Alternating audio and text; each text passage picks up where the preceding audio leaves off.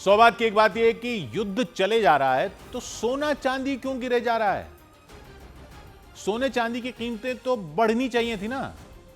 यही तो कहते थे कि दुनिया में जब अनिश्चितता बढ़ती है तो सारी दुनिया सोने चांदी को खरीदने में जुट जाती है, इसलिए उनके दाम बढ़ने लग जाते हैं। तो अब क्या हो गया?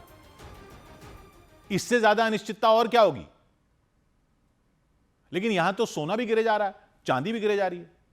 1966 में सोने का दाम हुआ करते थे 80 रुपए प्रति 10 ग्राम के आसपास। 1967 में जब अरब इजराइल जंग हुई तो 100 रुपए के पार चले गए थे। फिर 1974 में 500 रुपए हो गए। ऐसी अनिश्चितता हो गई थी। 1978 में 700 रुपए के पास हुआ करते थे। फिर 1979 में ईरान में इस्लामिक क्रांति हुई तो सोने की कीमत चढ़कर 1000 रुपए के करीब पहुंच गई थी। 1990 में गल्फ वॉर शुरू होने पर सोना 15-20% महंगा हो गया था।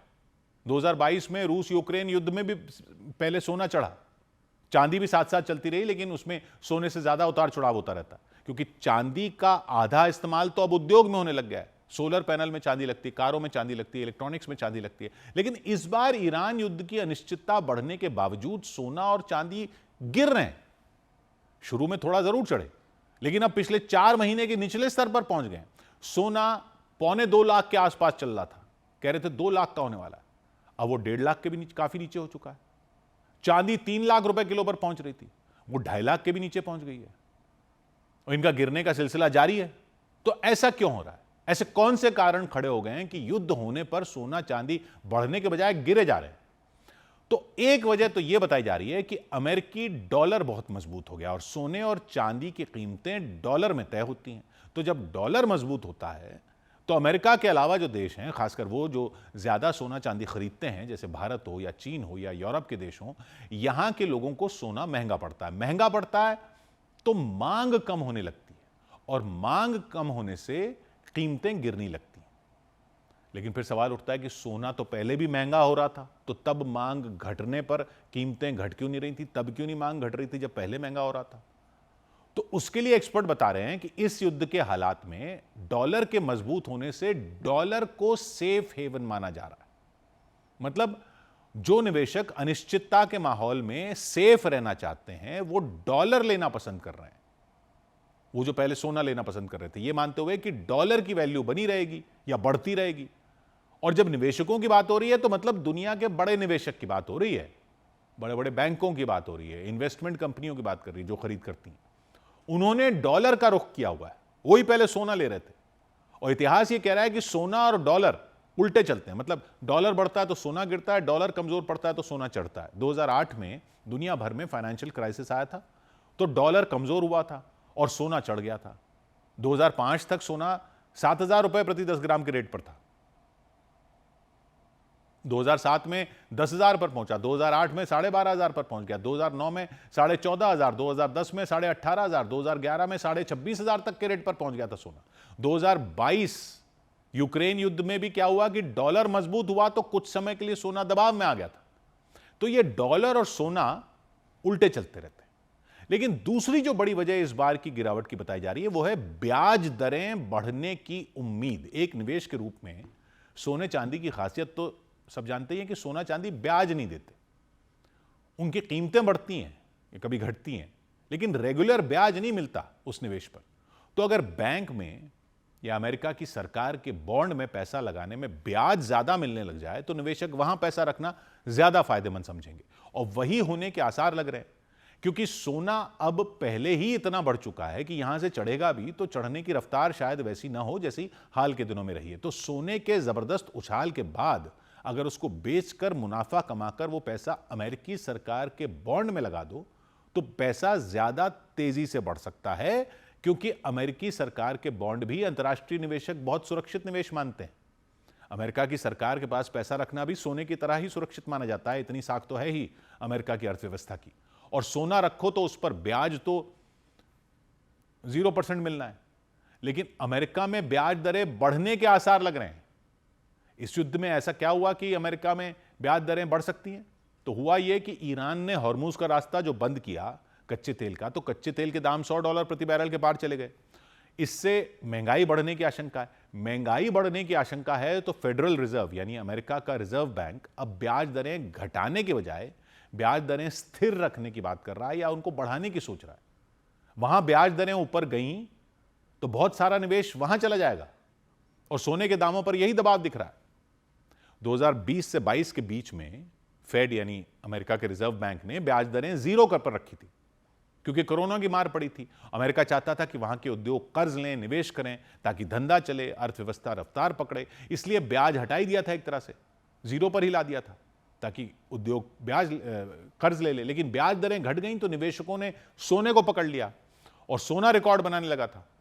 लेकिन फिर 2022-23 में ब्याज दरें बढ़ाई तो सोना दबाव में आ गया, हालांकि फिर रूस यूक्रेन युद्ध शुरू हो गया था। तो 1970 के दशक में भी ऐसा ही हुआ था, महंगाई बढ़ी थी, तेल की कीमतें बढ़ने पर तो सोना चढ़ा था, लेकिन जब फेड ने ब्याज दरें बढ़ा दी थी तो गिर गया था। तो ब्याज दरें बढ़ने की उम्मीद में सोने के दाम गिर रहे हैं। ऐसा माना जा रहा है कि बड़े निवेशक सोना बेचकर अमेरिकी सरकार के बॉन्ड खरीदने की तरफ जा रहे हैं। और यह तो बाजार का नियम है कि किसी चीज की मांग बढ़ने लगती है तो दाम बढ़ने लगते हैं, मांग घटने लगती है तो दाम कम होने लगते हैं।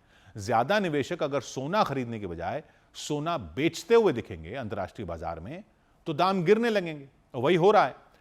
तीसरी बड़ी वजह सोने के दाम गिरने की यह बताई जा रही है कि आजकल की अनिश्चितता में सोने से भी सुरक्षित निवेश तेल माना जा रहा है, क्योंकि बड़े जो दुनिया के निवेशक होते हैं वो तो तेल में भी निवेश कर सकते हैं। बड़ी इन्वेस्टमेंट कंपनियां जो हैं दुनिया की, जो बड़े बड़े बैंक वगैरह हैं, वो सोने से पैसा निकालकर तेल में पैसा निवेश कर रहे हैं युद्ध के जोखिम को देखते हुए। तो एक तरह से सोना चांदी तेल से भी उल्टे चल रहे हैं, तेल चढ़ रहा है तो ये गिर रहे हैं। और बड़े निवेशक अपनी पोजीशन को इस तरह हेज भी कर रहे हैं। हेज करने का मतलब इधर नुकसान हो तो उधर से भरपाई करने के लिए काउंटर निवेश कर दो, कि इधर भी डाल दिया पैसा, उधर भी डाल दिया। इससे भी सोने चांदी की मांग कम हो रही है और उससे उनके दाम गिर रहे हैं। इस युद्ध में हॉर्मुज का रास्ता जो बंद हुआ और तेल के दाम 40% तक जो चढ़ गए, इससे महंगाई बढ़ने का भी डर बन गया और दुनिया में मंदी आने की भी आशंका खड़ी हो गई। तो सोने चांदी की डिमांड उस वजह से भी कम होती दिख रही है। चांदी तो उद्योग में ज्यादा इस्तेमाल होती है, अगर मंदी की आशंका हो तो उद्योग की डिमांड भी कम हो सकती है। चांदी का 50-60% इस्तेमाल उद्योग में ही होता है। सोलर पैनल में चांदी लगती है, ईवी कारों में चांदी लगती है, एआई डेटा सेंटर में चांदी लगती है। महंगाई होने से और मंदी की आशंका से उद्योग की रफ्तार भी धीमी पड़ सकती है दुनिया में, इससे चांदी की मांग गिरने की आशंका है। इसलिए सोने से ज्यादा चांदी के दाम गिर रहे हैं। 1990 की गल्फ वॉर में तेल 135% तक बढ़ गया था, सोना पहले चढ़ा था, बाद में जब ब्याज दरें बढ़ाई गई तो सोने के दाम गिर गए थे। 2022 में भी तेल चढ़ा तो सोना शुरू में चढ़ा, लेकिन ब्याज दरों के कारण फिर उस पर दबाव पड़ गया था। और चौथा कारण जो बताया जा रहा है वो है कि जिन बड़ी निवेश कंपनियों ने सोने में निवेश करके रिकॉर्ड मुनाफा कमा लिया था, वो सोने को इस टाइम बेचकर अपना मुनाफा वसूल रही हैं, क्योंकि उनको कैश की जरूरत भी पड़ रही है, क्योंकि शेयर बाजार गिर रहा है। तो शेयर बाजार के नुकसान को पूरा करने के लिए वो सोने को बेचकर पैसा जुटा रहे हैं। ऐसा सोने के दामों में कई बार देखा गया है कि जब एकदम से बहुत ज्यादा चढ़ जाता है तो बड़े निवेशक देखते हैं कि आगे तो इस स्पीड से चढ़ना मुश्किल है, तो वो बाजार में सोना हाई लेवल पर बेचकर निकल जाते हैं और दाम गिरना शुरू हो जाता है। तो कुल मिलाकर जो हो रहा है वो ये समझ में आ रहा है कि युद्ध की वजह से डर का माहौल तो है, अनिश्चितता का माहौल तो है, लेकिन डॉलर की मजबूती, ब्याज दरें चढ़ने की उम्मीद और तेल का प्रभाव ज्यादा ताकतवर पड़ रहा है। इसलिए कुछ हफ्ते की गिरावट दिख रही है सोने के दामों में। लेकिन अगर युद्ध अभी लंबा चला या अमेरिका का रिजर्व बैंक अपने उद्योग को बढ़ावा देने के लिए बाद में फिर ब्याज दरें घटाने के संकेत दे तो सोना फिर चढ़ सकता है, क्योंकि लॉन्ग टर्म में सेंट्रल बैंक यानी अलग अलग देशों के जो रिजर्व बैंक होते हैं वो सोना खरीदते रहते हैं। लेकिन अभी सोने के दामों पर दबाव दिख रहा है। चांदी में ज्यादा उतार चढ़ाव आता है, क्योंकि चांदी की मांग उद्योग पर निर्भर करती है। मंदी की आशंका होती है तो चांदी गिरती है, लेकिन अर्थव्यवस्थाएं दुनिया की अगर फिर पटरी पर लौटने लग गई तो चांदी की मांग फिर बढ़ सकती है। और तेल के ब्लैकमेल को काउंटर करने के लिए तो सोलर पैनल चाहिए ही दुनिया को, इलेक्ट्रिक गाड़ियां चाहिए ही होंगी, और उन सब में चांदी का इस्तेमाल होता है। तो वो डिमांड तो आगे फिर बढ़ सकती है। यानी इस उतार चढ़ाव को समझने के लिए दुनिया में क्या हो रहा है वो समझना बहुत जरूरी है। 100 बात की एक बात,